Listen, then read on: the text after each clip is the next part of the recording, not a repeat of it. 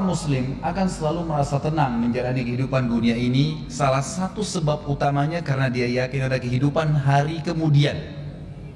Kehidupan dunia ini sebentar. Semua kita lihat depan mata kita, sekuat apapun fisik seorang manusia, kita nggak bicara lagi makhluk Allah yang lain, manusia saja. Orang yang terdekat di antara Anda pribadi, kerabat-kerabat kita, teman-teman dekat, orang-orang tua kita, mereka meninggal dunia. Sekuat apapun, sehebat apapun dia, ya, prestasi dunianya, profesor kah, doktor kah, dia seorang bisnismen yang terkaya di dunia kah, orang yang paling gagah atau cantik kah, orang yang paling dihormatin kah, kepala suku kah, presiden kah, siapa saja, atau orang susah, semua akan meninggal. Kehidupan dunia sebentar akan dilaluin. Orang mukmin yakin bahwasanya ada kehidupan yang abadi di sana. Sehingga perhatikan bedanya. Kalau orang mukmin tahu ada hari kemudian, akan membuat dia musibah apapun yang datang padanya, dia akan bilang, oh ini kehidupan dunia. Toh juga saya akan dapat pahala sabarnya di akhirat. Toh nanti akan membersihkan dosa saya dengan musibah ini. Mudah nggak dia lalui musibahnya? Akan mudah. Hanya karena masalahnya satu, dia yakin ada hari kemudian. Dia kalau ditipu oleh orang, ada orang berbuat zalim kepada dia, dia sangat tahu kalau dia beriman, ada hari kemudian, ada hisab di sana. Tidak ada orang yang berbuat zalim kepada diri kita, Bapak Ibu sekalian, kecuali kita akan mengambil hak kita demi Allah di mahkamahnya Allah hari kiamat. Tidak ada, sekecil apapun. Jadi dalam tafsir ayat wa may ya'mal mithqala dzarratin khairan yara, siapa yang berbuat kebaikan sebesar biji sawi dia akan lihat hari kiamat. Kata ulama, dihadirkan di depannya tempat dia lakukan pada saat itu, jenis pekerjaannya, waktunya, seperti dia melihat sebuah cuplikan film yang dia lihat bagaimana dia melakukannya, dan dia ingat wa may ya'mal mithqala dzarratin syarran yara, dan siapa yang berbuat keburukan sekecil biji sawi pun dia akan lihat pada hari kiamat tempatnya, kapan dia lakukan, siapa yang sedang dia jahati, dan seterusnya akan diperlihatkan pada hari kiamat. Tidak ada sesuatu yang hilang. Bukankah hadis Nabi SAW yang masyhur riwayat Bukhari, bahwasanya apakah kalian tahu siapa orang yang bangkrut? Hadis ini sudah sering masyhur di kalangan para dai-dai kita. Maka para sahabat mengatakan, ya Rasulullah, orang yang bisnis bangkrut, hilang dirham dan dinarnya. Kata Nabi SAW, bukan, itu kecil kalau cuma dirham dan dinarnya yang habis, rupiahnya habis, tokonya bangkrut, itu kecil, tidak ada masalah sebenarnya. Tapi orang yang bangkrut yang sebenarnya adalah orang yang datang hari kiamat membawa pahala sholat lengkap, pahala puasa lengkap, pahala haji, pahala sedekah, banyak sekali. Tapi dari sisi lain pernah mencaci maki orang yang ini, pernah memukul orang yang itu, pernah mengambil haknya orang yang ini, dan tidak minta maaf, tidak mengembalikan hak-hak itu di dunia. Maka mereka akan datang pada hari kiamat di mahkamahnya Allah menuntut, ya Allah, orang ini zalimi saya, ya Allah, orang ini pernah pukul saya, pernah gibah saya, pernah fitnah saya, pernah mengambil sepotong tanah saya, pernah dan seterusnya. Lalu diambillah dari pahala dia, dibagi-bagikan kepada orang-orang yang sedang menuntut. Kalaupun sudah habis pahalanya dan masih banyak yang datang menuntut, kata Nabi SAW, diambil dosa-dosanya orang yang menuntut, ditimpakan kepada dia. Maka jadilah dia orang yang bangkrut sebenarnya. Pahalanya semua habis, ditambah lagi ditimpakan kepadanya dosa-dosanya orang yang akan menyebabkan dia menanggung hukumannya, gitu. Maka dia dilemparkan, kata Nabi SAW, ke dalam api neraka lebih jauh daripada jarak timur dan barat. Perhatikan kalau orang beriman membaca hadis ini, kira-kira apa yang membuat dia khawatir kalau dia terzalimi di dunia? Gak ada sesuatu. Kalau kita tidak bisa mengambil hak kita di dunia, kita akan panen dalam bentuk pahala pada hari kiamat, akan melahirkan ketenangan jiwa. Kita akan tenang, ternyata tidak ada yang hilang tuh. Sendal kita yang pernah diambil, HP kita yang pernah dicuri, kunci mobil kita yang pernah hilang, mobilnya pernah hilang, pernah dibuat apa sajalah kezaliman orang lakukan. Tidak ada yang akan selamat pada hari kiamat. Allah Subhanahu wa taala akan datang dan menghakimi semua hambanya. Sampai kata Nabi SAW di dalam hadis yang sahih, kalian akan berbicara dengan Tuhan kalian tanpa ada penterjemah di antara kalian pada hari kiamat, dan Allah akan menghakimi semua hamba-hambanya pada hari itu. Semuanya, tidak terkecuali, tidak ada yang bisa lolos pada saat itu. Beriman pada hari kiamat, hari kemudian memberikan ketenangan jiwa. Seorang muslim tahu, orang mukmin tahu, pada saat dia lahir, saya nggak bicara kalau anda sehat kemudian tiba-tiba anda stroke, itu ringan. Bagaimana dengan orang yang baru lahir tiba-tiba sudah cacat? udah buta matanya, udah nggak bisa jalan. Apa kira-kira yang bisa menghibur dia coba? Kalau anda sebutkan apa yang saya sebutkan sekarang tentang masalah, tanamkan dalam hatinya adanya hari kiamat dan semua cacat fisik di dunia ini tidak akan dibawa di akhirat. Tidak akan dibawa di akhirat. Karena fisik yang kita pakai sekarang hanya sebatas di dunia. Hanya sebatas di dunia.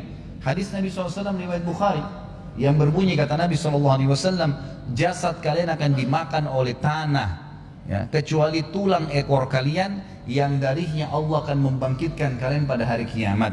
Yang akan dibangkitkan, Allah akan turunkan hujan yang akan menetesi setiap tulang ekor tersebut dan akhirnya kalian tumbuh seperti tumbuhnya tanaman, dan Allah membuatkan fisik yang baru.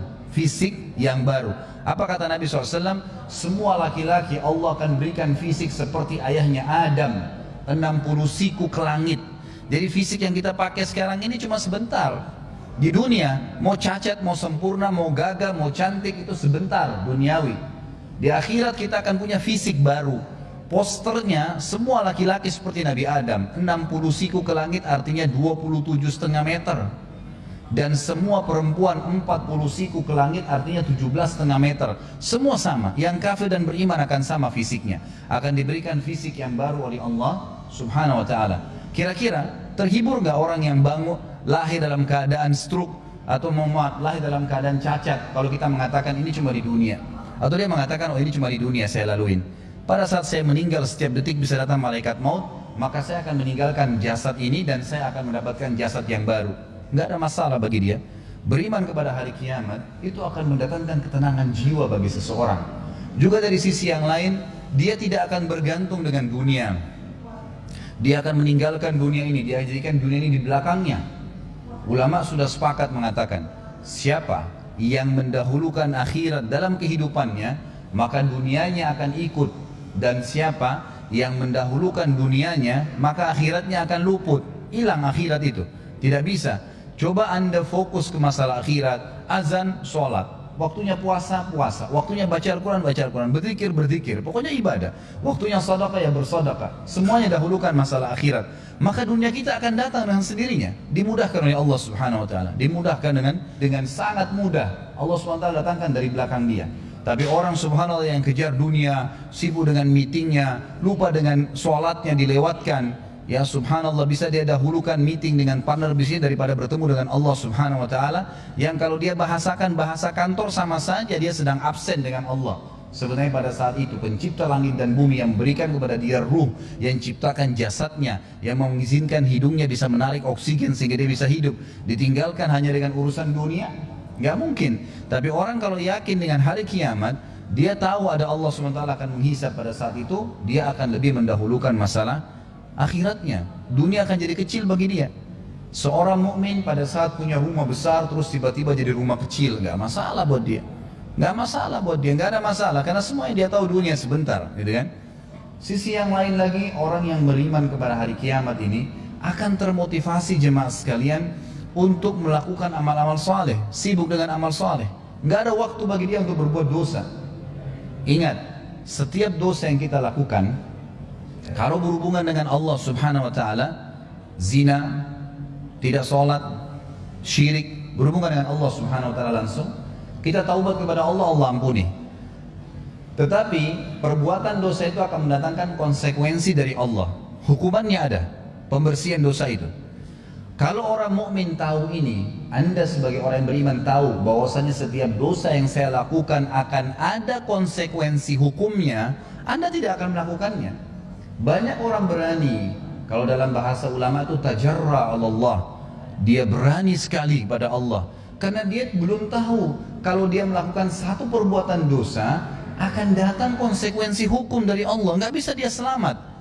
Umumnya kata ulama, kalau telinganya melakukan perbuatan masalah, matanya melihat yang haram, hidungnya menghirup yang haram, lisannya mengucapkan kalimat yang haram, bibirnya mungkin mencium sesuatu yang diharamkan, tangannya menjamah yang haram, kepalanya diletakkan pada yang haram, kemaluannya diletakkan pada yang haram, kakinya melangkah pada tempat yang haram, pasti di anggota-anggota tubuh ini Allah datangkan hukuman. Jangan heran kalau anda pernah berbohong, tiba-tiba ada satu waktu kena sariawan. Itu sudah umum kata ulama kalau berhubungan dengan Allah subhanahu wa ta'ala. Atau bisa Allah datangkan musibah yang lain. Allah subhanahu wa ta'ala mendatangkan hukuman. Maka Bapak Ibu sekalian jangan merasa aman dengan dosa kepada Allah subhanahu wa ta'ala. Nggak main-main itu. Kalau kita tahu dan kita beriman bahwasanya al-jaza min jinsil amal, sebagaimana sabda Nabi SAW, akan datang balasan sesuai dengan kadar perbuatan seseorang, maka kita tidak akan lakukan itu.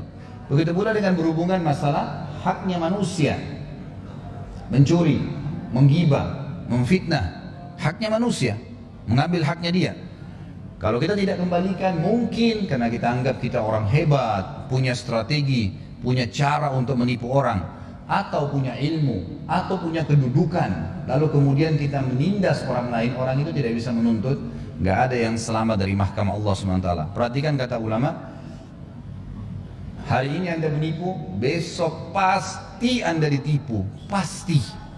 Hari ini Anda berbohong, besok Anda akan dibohongi. Hari ini Anda menggunjing, lusa-lusa dan kapanpun waktu yang Anda akan digunjing dengan orang. Balasan akan sesuai dengan kadar perbuatan. Itu di dunia ya, belum akhirat. Kalau dia tidak taubat akan datang hukuman yang berat di hari kiamat nanti.